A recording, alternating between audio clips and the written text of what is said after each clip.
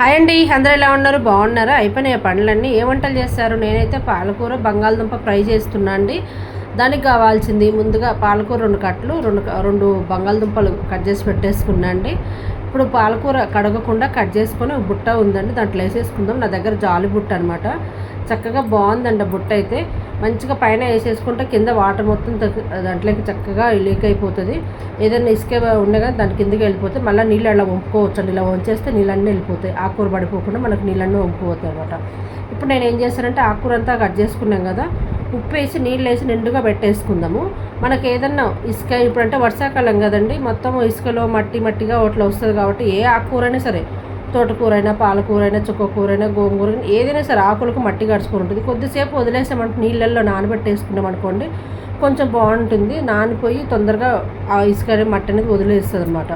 ఈ ఉప్పు ఎందుకు వేసామంటే ఉప్పు వేసి ఏదైనా కడిగితే మంచిది కదండి, ఆకుకూరలైనా కూరగాయలైనా ఏదైనా. అందుకని కొంచెం ఉప్పు వేసి నానబెట్టేస్తాను.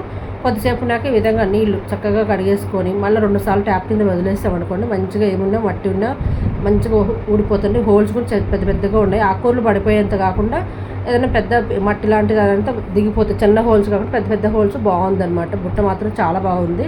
కాకపోతే వేడి వస్తువులు పనికిరాదు, కానీ ఆకుకూరలు కడుక్కోనికి మాత్రం చాలా బాగుంది. కూరగాయలు ఆకుకూరలకు మాత్రం బాగా పనిచేస్తుంది. వేడి వస్తువులు అంటే మనం కోడిగుడ్లు ఉడకబెట్టుకుంటాము. కోడిగుడ్లు అయినా సరే, లేదంటే మామూలుగా శామ దుంపలు ఇట్లాంటి దుంపలు ఏదైనా ఉడకబెట్టుకుంటాం కదండి. ఉడకబెట్టుకొని తొక్క తీసుకోనికి ఒక చిల్లుగిన్నె వాడతాం కదా, ఆ చిల్లుగిన్నె బదులు ఇందులో వేసుకుందాం అంటే అందుబాటులో ఉంటే వేసుకుంటాం, కానీ ప్లాస్టిక్ కదండి, మంచిది కాదు. కాబట్టి ఓన్లీ ఇది ఆకుకూరలకు పూలు అట్లాంటి ఏదైనా కడుక్కోనికి బాగా పనిచేస్తుందండి. బుట్ట మాత్రం సూపర్ నచ్చింది నాకైతే, చాలా బాగుంది. అది ఎక్కడో తెచ్చిన నాకు గుర్తుకుండా లేదు, కానీ ఎక్కువ వాడుతుంటా, కానీ అస్తమానం అయితే వాడను. అది ఏది అందుబాటులో ఉంటే అది వాడతాను అనమాట. మన దగ్గర చిల్లు గిన్నెలు స్టీల్ ఏమన్నా ఉంటాయి కదా, అదైనా సరే. ఇది మాత్రం చాలా బాగా నచ్చింది. ఎందుకంటే కింద మనకు పడిపోకుండా చక్కగా ఇట్లా నిల్చోనికి కూడా ఇట్లా బాగుంది. స్టాండ్ లాగా ఉంది. లోపల హోల్స్కుని మంచిగా ఏదైనా దీంట్లో చిన్న పీసెస్ లాంటిది ఏదైనా చెత్తలాగా వచ్చినా కానీ దిగిపోతుంది. మంచిగా మన ట్యాప్ కింద పెట్టేసి ఇలా అంటే చక్కగా కడిగిపోతుందండి. చాలా బాగుంది. మంచిగా బాగా నచ్చింది బుట్ట మాత్రము. కానీ తక్కువ వాడతానండి, ఎక్కువ వాడను. చిల్లుల గిన్నెలో ఎక్కువ వాడతాను. ఇప్పుడు కర్రీ అంతా బంగాళదుంప ఆలుగడ్డ ఏపుడు మాత్రం రెడీ అయిపోయింది. ఇప్పుడు దీనికి కారపొడి మన దగ్గర ఎల్లిపాయ కారం ఉన్నా కొబ్బరి కారం ఉన్నా వేసుకోవచ్చు. నా దగ్గర అయితే కొబ్బరి కారము ఎల్లిపాయ కారం లేదు.